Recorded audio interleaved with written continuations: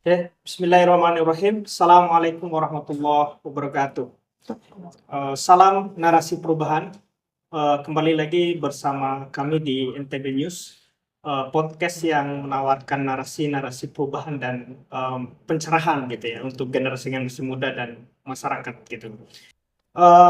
Pada kesempatan yang berbahagia ini, kita telah hadir salah seorang figur anak muda, perempuan muda hebat yang beliau ini memiliki sejuta pengalaman yang cukup luar biasa dan mungkin ini nanti akan menjadi salah satu referensi untuk anak-anak muda supaya kemudian meniti karir ke depannya supaya lebih mantap lagi lah ke depannya gitu. Dari hasil survei atau hasil riset di NTB News, narasumber kita pada hari yang berbahagia ini, beliau merupakan ekonom muda gitu. Kemudian dia juga menjadi akademisi yang luar biasa gitu ya. Kemudian pernah juga sebagai staf ahli di DPD RI beberapa periode ya Pak. Kemudian juga tidak jarang juga beliau melakukan kegiatan-kegiatan sosial yang ikut serta di dalam perbaikan dan pembangunan umat dan masyarakat gitu ya. Kita sapa dulu, selamat datang di NTB News Mbak Terima Ira kasih. gitu ya. Terima kasih undangannya. Ini podcast pertama nih setelah hiruk pikuk Alhamdulillah. yang luar biasa. Terima kasih. Ya, podcast yang pertama pasca kita ini ya bergelut dengan perjalanan panjang. Perjalanan panjang yang sangat melelahkan ya. Gitu Iya, betul. Oke, tapi mudah-mudahan ada hikmah yang luar biasa kita ambil dari situ. Insya Allah. Iya, mungkin selain profil tadi yang saya sudah sampaikan dan banyak juga anak-anak muda dan masyarakat Nusa Tenggara Barat yang mungkin sudah kenal dekat dengan Mbak Mira gitu ya. Tetapi saya ingin ini Mbak, spill sedikit soal apa sih yang kira-kira mungkin masyarakat NTB atau khususnya anak-anak muda yang belum dia ketahui tentang bahwa sesungguhnya Mira itu seperti apa kan gitu. Aduh, Mira itu seperti apa ya? Oke. Apa ya? Bingung loh, ini pertanyaan pertamanya agak bingung. Jadi pertama tentu saya ucapkan makasih dulu. Terima kasih atas semua doa dan dukungan. Karena perjalanan ini luar biasa, non-stopnya saya khususnya ditempa mulai dari awal. Dan ini memang perjalanan politik pertama saya. Selama ini selalu menjadi orang yang di belakang layar, ternyata menjadi orang yang ada di depan layar, menjadi aktor politik yang sesungguhnya, wah ternyata memang sangat tidak mudah teman-teman. Jadi memang niat itu memang tidak cukup, tidak hanya cukup sampai di niat, tapi mental yang harus disiapkan luar biasa mentalnya dan mental itu yang akhirnya membentuk sampai akhirnya saya masih bisa nafas panjang nih sampai hari ini, sampai pengetokan keputusan MK kemarin gitu. Jadi ya mungkin bagi teman-teman khususnya anak milenial di NTB yang belum kenal, simpelnya sih sebenarnya gampang ya, di googling aja, alhamdulillah banyak gitu ya. Alhamdulillah sebelumnya saya cukup banyak berkontribusi atau bermain di media dengan semua pemikiran-pemikiran, ada tulisan-tulisan saya, ada opini saya tentang masalah perekonomian Indonesia dan segala macam. Itu memang menjadi salah satu background keilmuan saya. Jadi memang cukup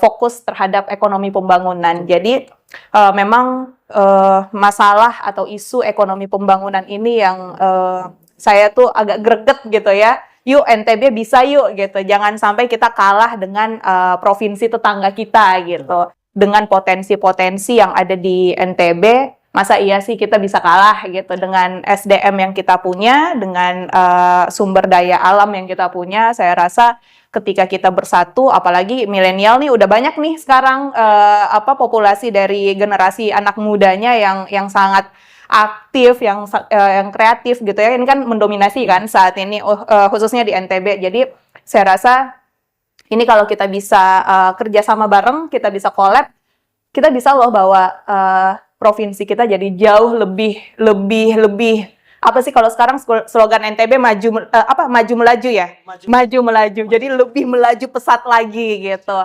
Nah jadi jadi harapan banyak sekali harapan dari saya pribadi yang memang sebelumnya menjadi ya let's say itu menjadi janji-janji politik, tapi itu tidak hanya sekedar janji politik dari seorang Mirah, itu memang betul-betul menjadi niat saya, karena banyak juga nih, salah satu yang kemarin kan cukup diragukan ya soal Mirah ini, karena wah ini domisilinya bukan domisili sini nih. Betul, bukan domisili NTB, tapi tidak untuk diragukan lagi bahwa keturunan saya adalah keturunan dari Bima, itu pure darahnya, kita tes DNA boleh gitu ya. Jadi itu sebenarnya yang menjadi pemantik gitu. Malah di KTP saya, kenapa sih Mirah itu nggak pernah mau ganti KTP gitu? Ya karena sesimpel saya nggak mau dipilih karena saya cuma ganti KTP terus dipilih oleh masyarakat gitu. Itu terlalu administratif menurutku. Saya mau masyarakat di Nusa Tenggara Barat itu memilih wakil rakyatnya yang memang betul-betul mumpuni gitu, punya skill, punya pemikiran, punya gagasan, dan kita bisa sama-sama jalan bareng gitu. Jadi mungkin ini yang belum teman-teman tahu gitu, mungkin ini yang masyarakat di NTB belum pernah dengar alasan-alasan ini. Kenapa sih KTP-nya nggak pernah diganti? Pertama memang selalu menjadi pertanyaan saya ketika nik kita itu kan udah nasional ya. Jadi yang kayak ngapain diganti gitu. Nanti aja kalau udah nikah. Iya, yang nggak tahu kan jodohnya dari mana kan.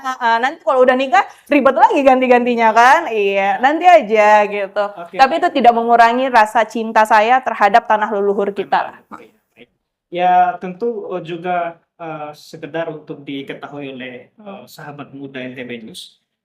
Mengenal Mirah itu sebenarnya tidak susah lagi kan gitu ya. Udah ada sosmed dan lain sebagainya kan bisa kita cari, dan profilnya apalagi Mbak Mirah ini juga kan aktif melayani masyarakat di sosial media. Nah ini menarik sekali, dan mungkin nanti setelah dilantik juga mungkin tetap akan aktif di dalam merespon ya. Insya Allah. Iya. Ini mungkin kita masuk ke poin selanjutnya. Jadi politik ini kan adalah suatu hal yang ya banyak tokoh-tokoh politik juga yang mengatakan bahwa politik itu harus punya ya, kalau Mbak Mira tadi kan keberanian, mental, skill, potensi gitu ya.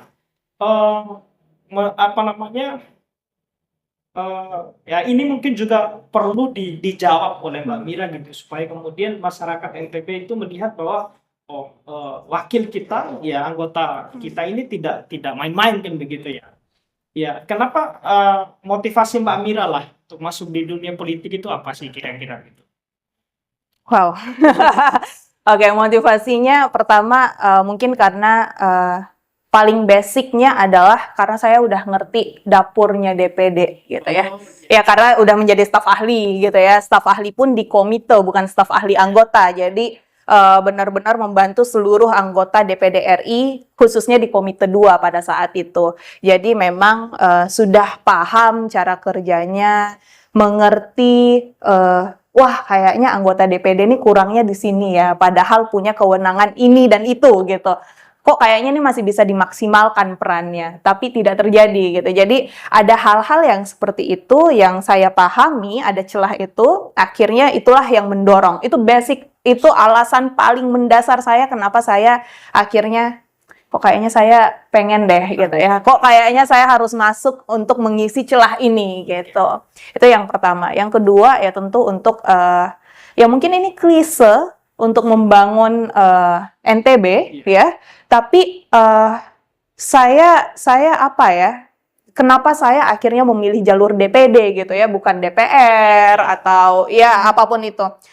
Ya untuk membangun, saya percaya untuk membangun daerah itu kita ini kan setiap dari kita personal kita punya idealisme masing-masing, kita punya pengetahuan masing-masing, kita punya konsep masing-masing.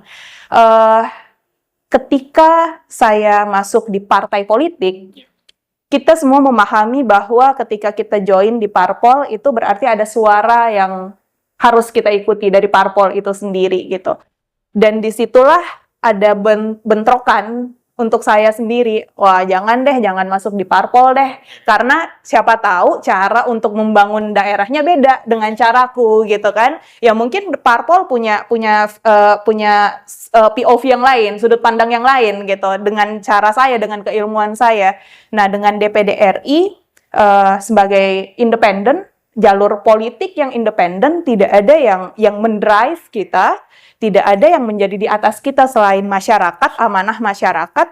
Nah, ini menjadi hal yang sangat powerful untuk saya. Kita bisa membangun Nusa Tenggara Barat betul-betul dengan suara masyarakat. Masyarakat tuh pengennya gimana sih? Masyarakat itu bisa kita drive seperti apa sih gitu. Jadi inilah yang saya ambil, jalur inilah yang diambil gitu. Oke, baik. Selain pengalaman dan juga ada harapan untuk membangun NTB. Nah, ini sangat menarik lah.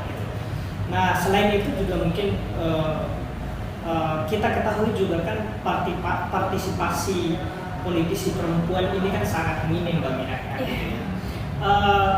Nah, bagaimana Mbak Mira melihat, Mbak Mira sendiri melihat bahwa figur-figur perempuan ini kan minim sekali ya, dan ada juga banyak kekhawatiran gitu ya, kekhawatiran dari beberapa kalangan gitu ya, bahwa dianggap mungkin perempuan lalu kemudian tidak tidak survive di dalam urusan politik, menyelesaikan masalah. Nah, kira-kira bagaimana Mbak Mira itu melihat perempuan masuk di dunia politik gitu? Gimana ya? Mungkin ini menjadi personal statementku, tapi mungkin tidak bisa di apa ya? Mungkin ya gini, perempuan itu memang ada keterbatasan. Dalam arti gini, ketika perempuan itu sudah mempunyai tanggung jawab yang lebih besar, dalam artian mungkin dia sudah punya keluarga, jadi ada tanggung jawab untuk keluarganya, ada tanggung jawab untuk pasangannya, menjadi tanggung jawab di rumah itu kan, ya urusan domestik itu memang tanggung jawabnya berat sekali ya. Kalau saya sendiri pun kayaknya agak sulit ya untuk menghandle itu semua. Jadi ketika kita dibentrokan, perempuan dibentrokan antara urusan domestik dengan urusan profesional, mungkin secara waktu dan fisik itu lebih cepat capek untuk perempuan gitu ya. Jadi mungkin stigma itulah yang akhirnya terbentuk di masyarakat. Ya ada benarnya, tapi tidak sedikit juga perempuan yang sebenarnya bisa memanage itu gitu. Kalau untuk kasusku sekarang, ya alhamdulillah masih belum nikah gitu ya, jadi masih bisa gesit nih kiri kanan gitu ya. Makanya aku bilang mungkin kalau untuk alasanku sendiri sampai di saat ini, walaupun memang tingkat partisipasi perempuan dalam politik, kenapa sih Mira perempuan muda belum nikah segala macam itu bisa mau-maunya terjun di politik, ya itu salah satunya karena saya masih belum punya kewajiban yang lebih besar daripada ini. Saya masih bisa mendedikasikan diri saya untuk hal yang menurutku ini jauh luar biasa gitu ya, untuk pembangunan suatu provinsi, untuk Indonesia, malah kita membangun NTB untuk Indonesia, nama baik Indonesia gitu. Jadi ini menjadi hal yang memang tanggung jawabnya besar, tapi saya juga bisa misalkan belum punya tanggung jawab lain yang sama besarnya gitu. Jadi untuk saya sih ini jalur tol gitu, jalan tol gitu untuk saya masuk. Tapi untuk perempuan-perempuan lain, ya kenapa ada pandangan atau stigma yang seperti itu? Apalagi kalau sudah melahirkan gitu ya, atau sudah punya anak. Jadi memang untuk membagi waktu itu rasa-rasanya sangat sulit. Tapi sekarang kan kita udah punya undang-undang nih yang kemarin baru disahin. Kita sudah bisa untuk perempuan sudah bisa ambil cuti 6 bulan gitu. Karena memang itu wajib seperti itu. Kita mengasihi, memberikan ASI, perempuannya harus disupport oleh suaminya juga segala macam. Jadi memang itu suatu siklus bagi perempuan yang membuat sedikit terbatas selama 6 bulan mungkin atau 9 bulan mungkin gitu ya, tapi setelah itu bisa langsung show off lagi kok gitu, bisa langsung on fire lagi kok.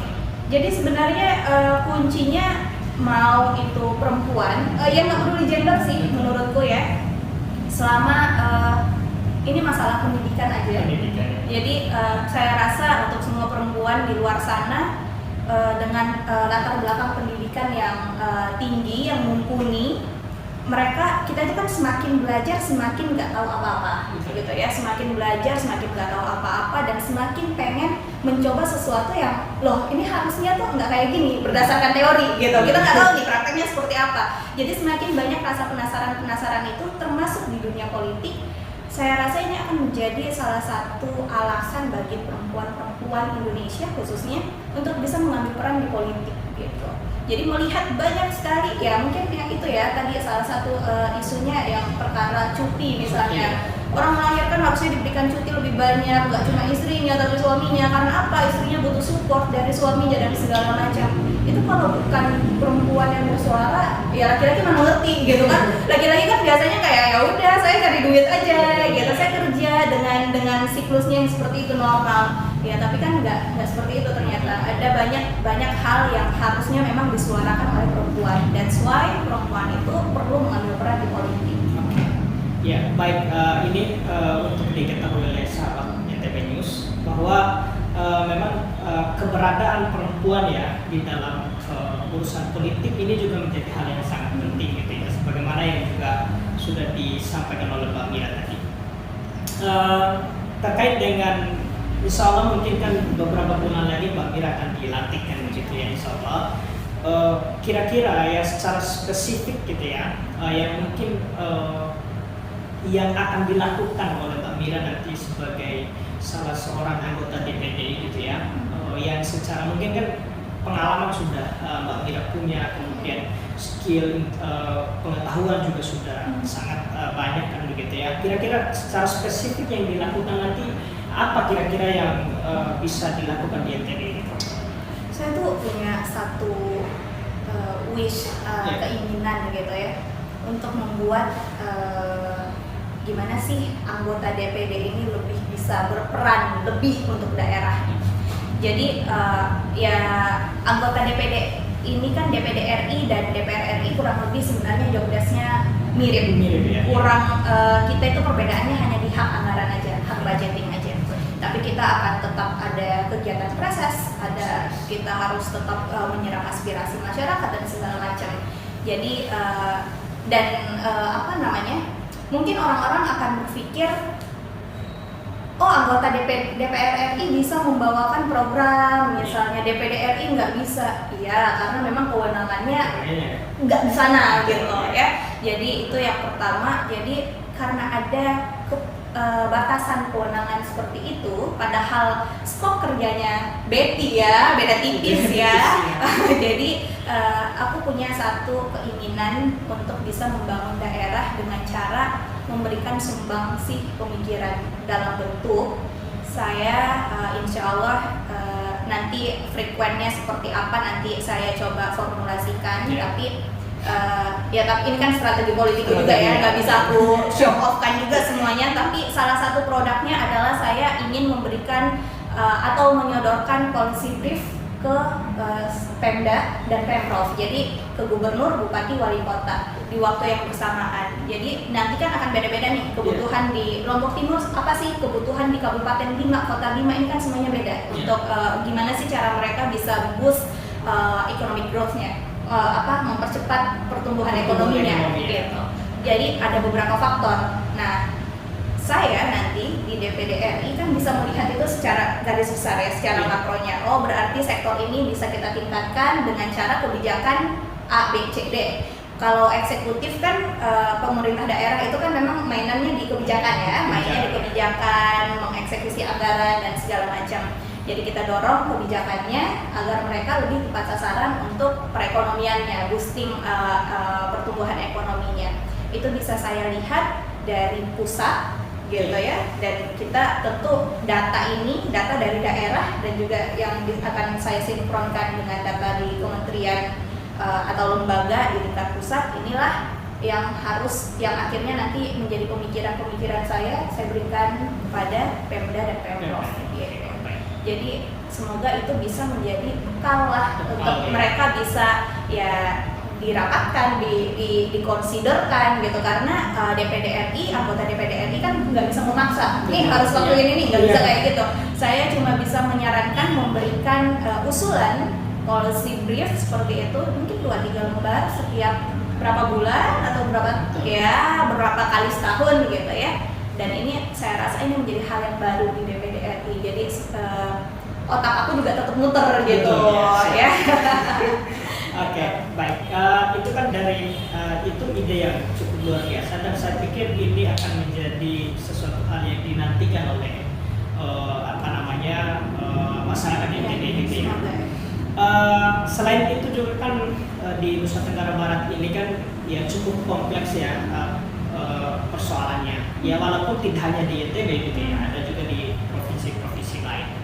Ya paling mungkin yang menarik mungkin perlu didiskusikan itu ya soal IPM-nya gitu ya. Okay. Nah ini dengan keberadaan Mbak Mira gitu ya, misalnya dengan ide-ide yang seperti mendorong pertumbuhan ekonomi ini, apakah Anda juga nanti misalnya di soal pendidikan gitu ya, karena sangat ini sekali itu pendidikan kita kan ya. Nah apakah dengan nanti Mbak Mira sudah berada di DPD, apakah juga akan melakukan dorongan untuk pendidikan gitu ya? Iya, janji kampanye aku tuh ada 4. Iya. Di sektor pendidikan, kesehatan, pangan, dan energi terbarukan.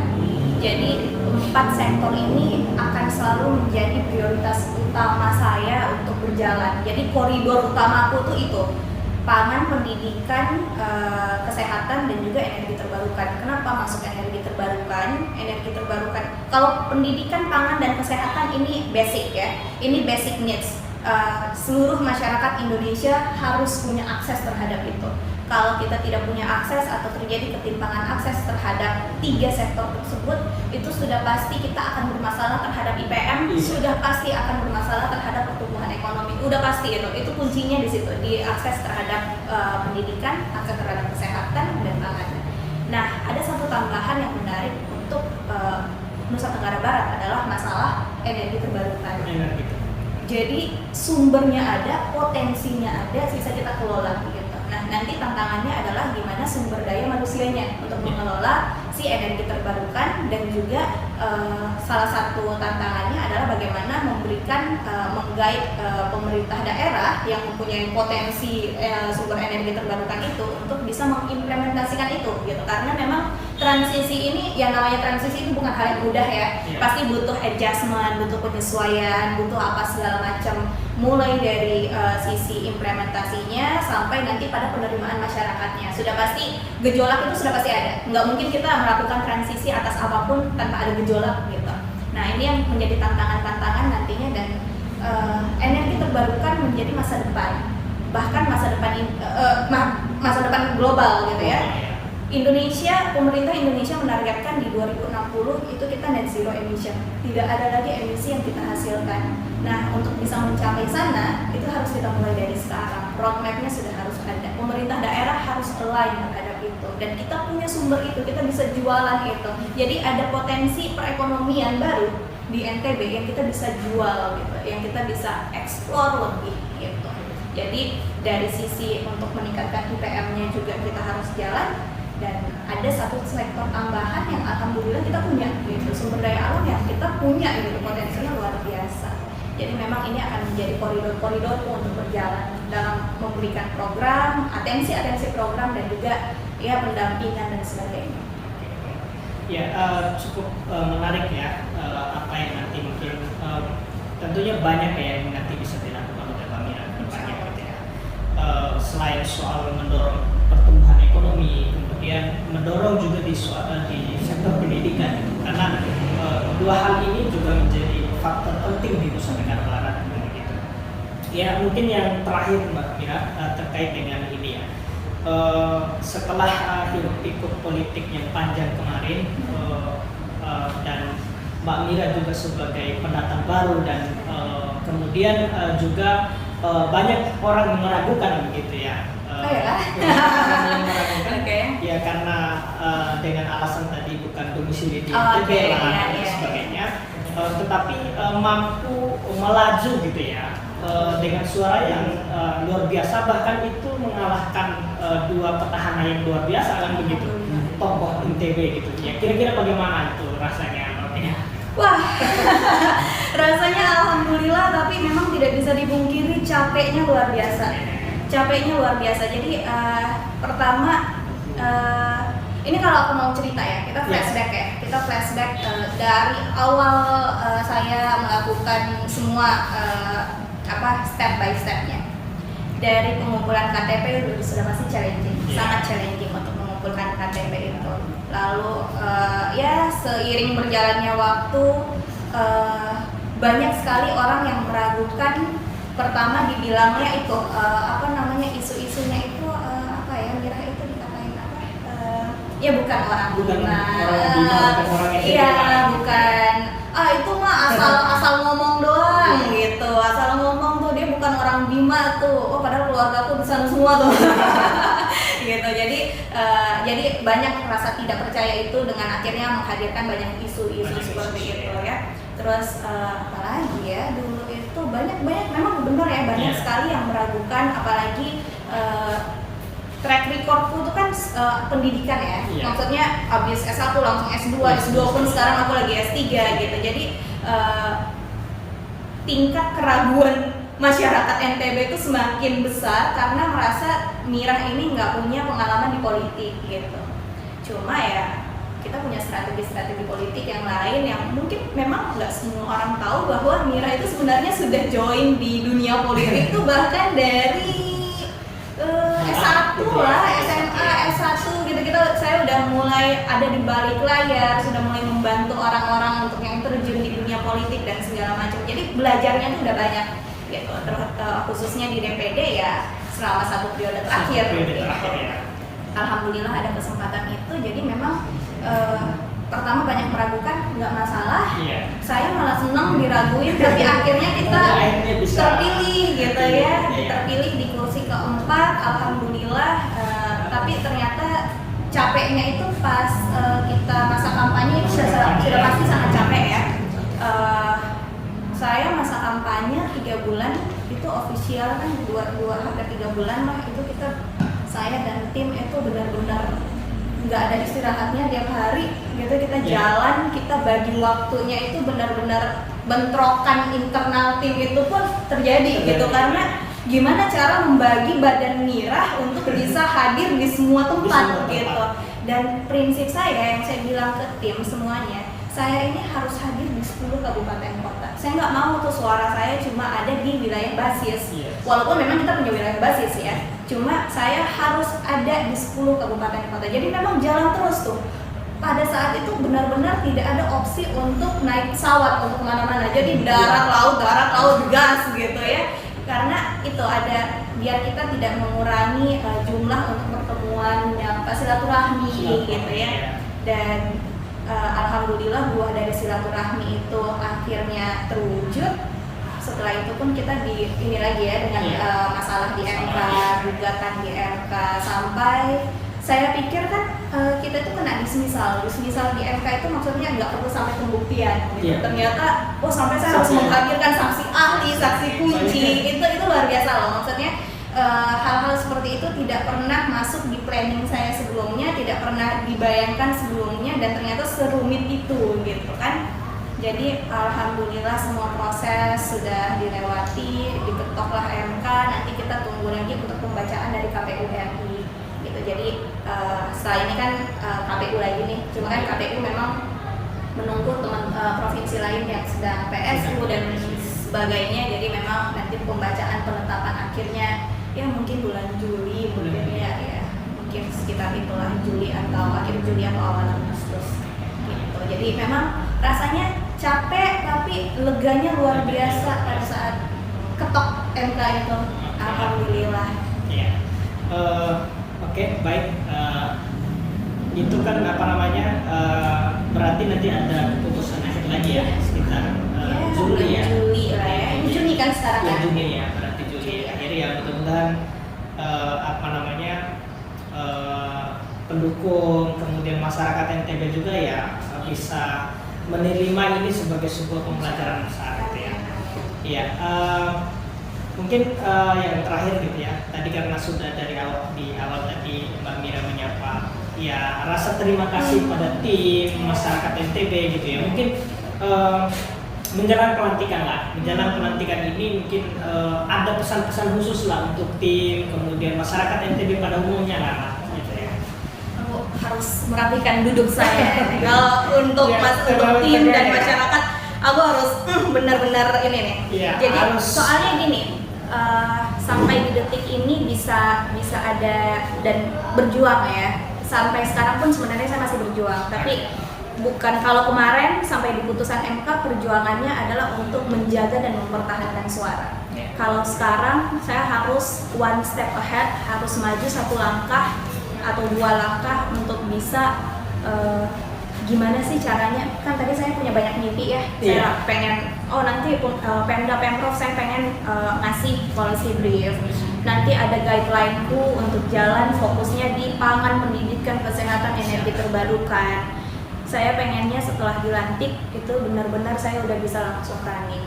Untuk bisa seperti itu, tentu saya siapkan diri saya dengan semuanya itu dari sekarang gitu. Jadi memang pertama saya terima kasih dulu untuk semua tim, untuk seluruh keluarga, karena pertama kesabarannya, yang kedua kerja kerasnya itu luar biasa. Mereka sabarnya luar biasa, kerja kerasnya nggak terhitung, doanya nggak terhitung. Alhamdulillah, terima kasih sudah menguatkan sampai detik ini. Tanpa itu Mirah bukan siapa-siapa, dan kita Mirah mungkin sendiri secara personal akan sangat sulit melewati masa-masa kemarin kalau nggak didoain gitu ya. Tentu ada harapan-harapan, saya mendengar semua banyak sekali euforia di lapangan gitu ya. Yuk mana Mbak Mirah kenapa nggak pernah muncul gitu ya. Nanti insya Allah saya akan kembali, saya akan menyapa semuanya insya Allah setelah pelantikan. Kenapa setelah pelantikan? Tolong berikan saya waktu dan kesempatan untuk bisa mempersiapkan banyak hal, agar nanti setelah dilantik juga saya udah bukan tong kosong lagi. Insya Allah sudah ada sedikit isinya, jadi kita udah bisa, ya mungkin nggak bisa langsung lari, kita udah bisa jalan cepat gitu. Di tanggal 2 atau tanggal 3 Oktober, pelantikan tanggal 1, tanggal 2 atau tanggal 3 Oktober mungkin aku udah bisa jalan cepat gitu. Jadi nggak merangkak lagi gitu. Jadi memang harus banyak sekali yang saya harus siapkan di tingkat pusat pada saat ini gitu ya, untuk bisa memaksimalkan dan juga merealisasikan semua janji-janji politik. Dan ini bukan cuma sekedar janji, saya sangat berharap ini betul-betul saya bisa memberikan semua apa yang saya punya dari diri saya untuk masyarakat NTB secara keseluruhan. Itu yang pertama. Yang kedua, sekali lagi terima kasih untuk semua masyarakat yang sudah memberikan amanahnya kepada saya. Terima kasih, suaranya sudah kita pertahankan, kita jaga semaksimal mungkin kemarin. Terima kasih, saya sudah melakukan tugas saya kemarin untuk menjaga amanah itu ya. Semoga suara ini menjadi kekuatan yang luar biasa untuk saya pribadi, baik untuk menjalankan amanah selama 5 tahun gitu ya. Jadi banyak sekali harapan dalam 5 tahun ini. Semoga saya bisa berkontribusi lebih selaku anggota DPD RI. Mungkin kalau banyak kemarin ketika saya turun menyapa masyarakat, itu banyak sekali yang tidak tahu anggota DPD RI-nya siapa, perwakilannya siapa dari NTB. Semoga itu tidak terjadi lagi selama saya menjabat sebagai anggota DPD RI selama 5 tahun. Semoga ada cerita baik yang bisa tertinggal di kepala masyarakat, ada cerita baik yang bisa masyarakat dengar, dan semoga masyarakat juga menjadi tidak apatis terhadap politik, khususnya terhadap pemilihan anggota DPD RI, karena memang kalau dibandingkan dengan yang lain kan anggota DPD RI ini tingkat partisipasinya yang paling rendah ya. Semoga tidak terjadi lagi, semoga meningkat, semoga semua hal baiklah untuk DPD RI, karena masyarakat perlu tahu bahwa DPD RI ini adalah suatu lembaga tinggi negara dengan ini lembaga politis, tapi kita berjalan independen tanpa ada hasutan dari pihak manapun. Yang kita bawa dan kita perjuangkan adalah suara masyarakat, pure suara masyarakat, khususnya Nusa Tenggara Barat. Jadi sekali lagi terima kasih atas semua hal, terima kasih atas seluruh keringat, terima kasih atas seluruh doa, terima kasih, dan tolong terus doakan saya. Semoga kita bisa berkumpul lagi nanti insya Allah di reses pertama, insya Allah di bulan Desember. Iya, oke, baik. Itulah barangkali mungkin rasa syukur, rasa terima kasih Mbak Mirah ya, dan kita juga mendoakan gitu ya, melalui podcast NTB News ini masyarakat NTB memberikan doa mudah-mudahan Oktober nanti ya pelantikan nanti berjalan dengan lancar, aman, dan nanti sehingga nantinya Mbak Mira dengan anggota-anggota yang lain bisa mengabdi untuk Nusa Tenggara Barat. Amin, amin, amin. Ya, yang terakhir mungkin dari apa yang ya dari beberapa menit ini kita berbincang, saya mengambil beberapa poin penting gitu ya, bahwa keberadaan perempuan dalam soal politik itu adalah menjadi elemen penting gitu ya, karena ada juga banyak ruang lingkup kehidupan yang berkaitan dengan perempuan yang barangkali mungkin laki-laki tidak bisa membahas itu atau memecahkan masalah itu. Maka disitulah pentingnya adanya perempuan untuk menentukan regulasi yang tepat, aturan-aturan yang pas gitu ya. Nah itu. Kemudian yang kedua ada juga yang bahasa bijak yang mengatakan bahwa perempuan itu tidak hanya dipandang sebelah mata gitu. Jadi perempuan itu harus dipandang dengan mata terbuka, sehingga ide kolaborasi antara laki-laki dan perempuan dalam menyelesaikan, memecahkan masalah itu bisa terjadi. Gitu. Dan mudah-mudahan ini bisa di amanah yang nanti diemban oleh Mbak Mira dan teman-teman dan anggota-anggota yang lain itu bisa mencerahkan umat gitu. Nah, yang paling terakhir mungkin untuk ini kan untuk podcast NTB News ya. Harapannya untuk podcast ini seperti apa Mbak Mira supaya kemudian ini menjadi podcast yang menarik, yang menawarkan narasi perubahan. Ya aku berharap podcast bukan cuma podcastnya ya. Ini kalian punya berapa kanal untuk NTB News? Ada media online-nya, ada podcastnya.